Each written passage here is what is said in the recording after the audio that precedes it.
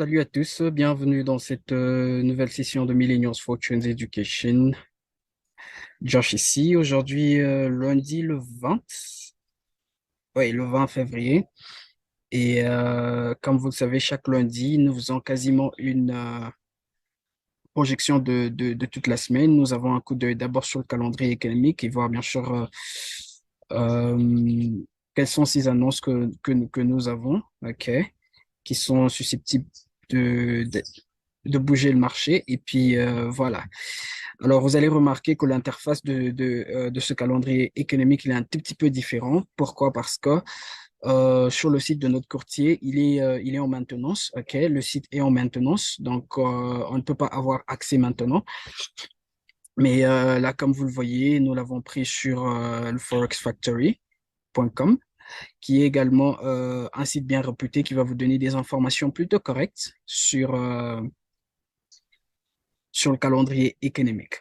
Alors, bon début de semaine à tous. On va y aller sans plus tarder. Alors, vous allez voir que les heures qui sont là, à votre gauche, sont les heures américaines. Alors, pour bien sûr avoir les heures dans l'Afrique centrale, vous allez faire plus 7.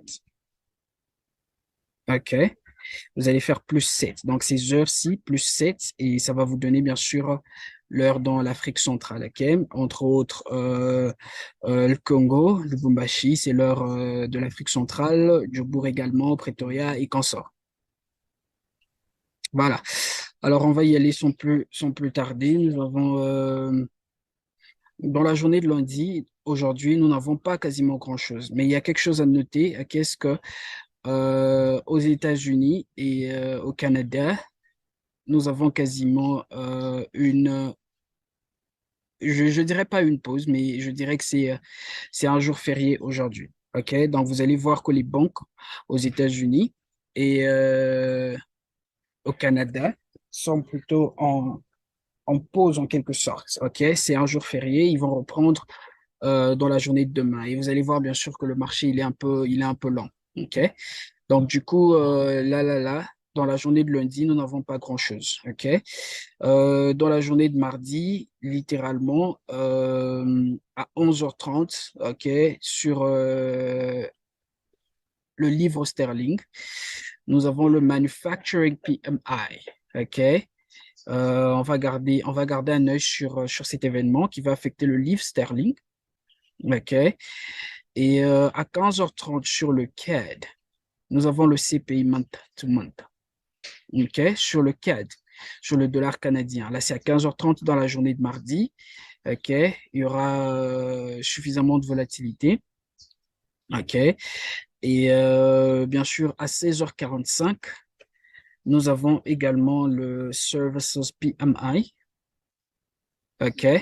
Qui va affecter le dollar américain également. OK? Là, c'est dans la journée de mardi. Et toujours dans la journée de mardi, mais je dirais que ceci-là sera maintenant dans la journée de mercredi. Parce que si on doit faire plus 7, tout ceci sera dans la journée de mercredi, OK? Oh oui, ça sera littéralement dans la journée de mercredi. Donc, à 2h30, nous avons le price index sur le dollar australien. Et ensuite, à 3h juste, nous avons la Reserve Bank néo-zélandaise qui va bien sûr sortir son monetary policy, OK? Son statement en quelque sorte, OK? Et bien sûr, nous aurons la conférence de presse du gouverneur de la banque de la Reserve Bank néo-zélandaise qui va faire bien sûr un speech à 4 heures, 4 heures, oui, ça sera à 4 heures juste, OK? Donc, pour les États-Unis, ça sera encore dans la journée je dirais dans la journée de mardi, ok, mais pour nous, ça sera littéralement dans la journée de mercredi, ok, donc dans la matinée de mercredi. Et bien sûr, dans cette matinée, nous allons voir qu'est-ce qui va se passer, qu'est-ce qui va se passer et ce que ces annonces vont donner comme notification, ok. Mais par contre, dans la journée de mercredi, ok, pleinement dans la journée de mercredi, ok, à 21h juste, nous avons le FOMC qui va bien sûr tenir une réunion Vous savez que le FOMC, c'est quasiment une structure, une très, très grande structure. Donc, à chaque fois qu'ils ont une réunion, ça affecte très souvent le marché, OK? Parce qu'il régule un peu, OK, sur le dollar américain, qui affecte également le marché mondial, hein. Donc, on va garder un œil dessus et voir bien sûr ce qui va se passer. Ok, là, c'est dans la journée de mercredi. Ok, pleinement dans la journée de mercredi. Donc, dans la journée de mercredi, si je dois reprendre, nous avons ces annonces sur le dollar australien et le dollar néo-zélandais. Ok, et bien sûr, dans la soirée de la journée de mercredi, nous avons le meeting du FOMC. Ok, et dans la journée de jeudi, pas grand-chose, juste sur le dollar américain, à 15h30, nous avons le GDP, quarter to quarter, sur le dollar, oui, sur le dollar américain. Donc, on va garder un œil également dessus. Voilà tout pour la journée de jeudi.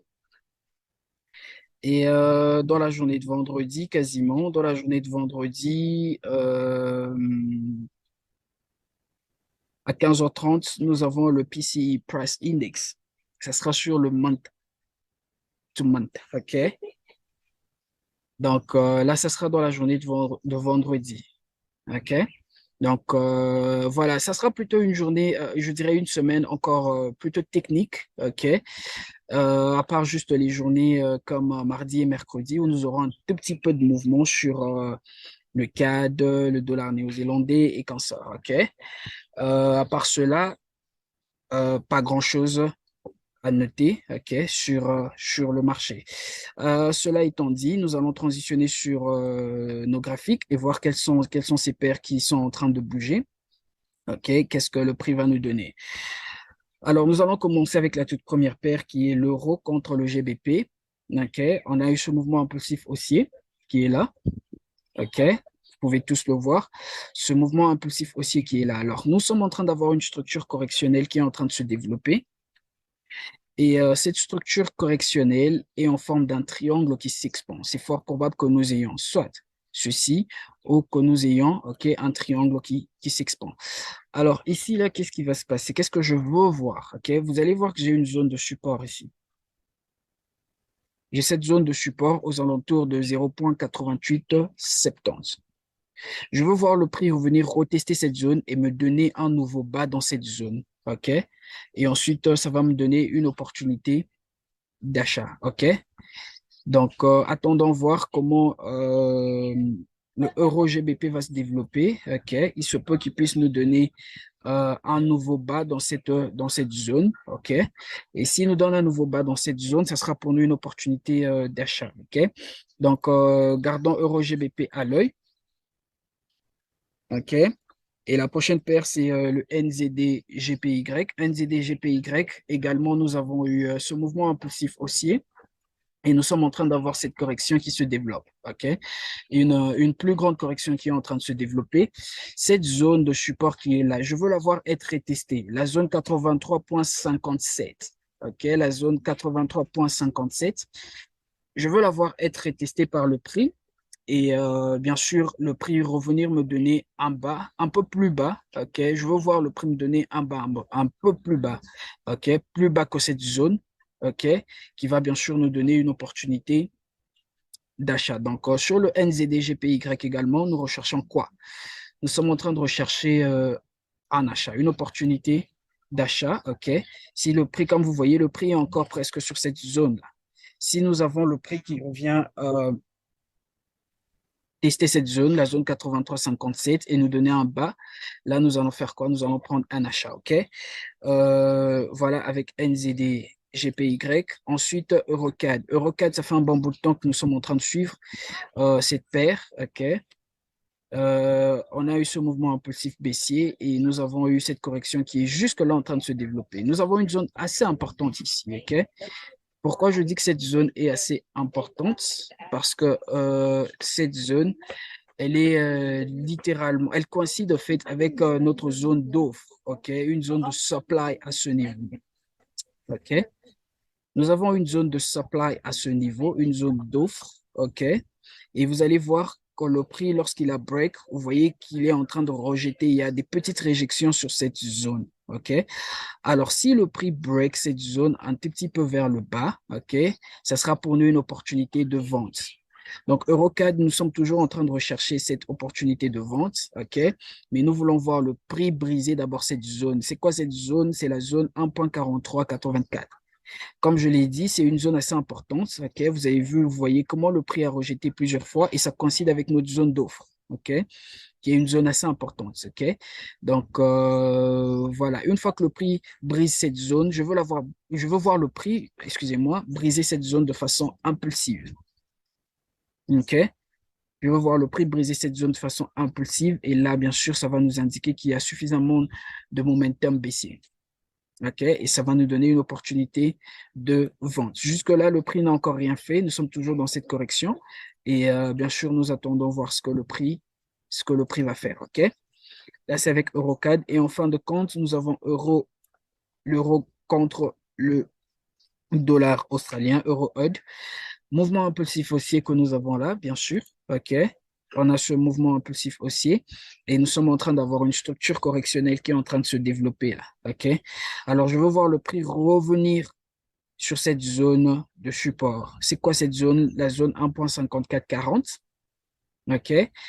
Il se peut que le prix revienne jusque sur cette zone. Une fois que le prix revient dans cette zone, je veux l'avoir me donner un nouveau bas qui va bien sûr me donner un triangle qui s'expand comme structure correctionnelle.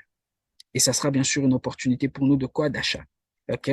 Donc, sur le euro odd également, nous recherchons quoi? Nous sommes en train de rechercher un achat jusque sur cette zone-là. OK? À partir d'ici, il se peut que le prix reparte à la hausse.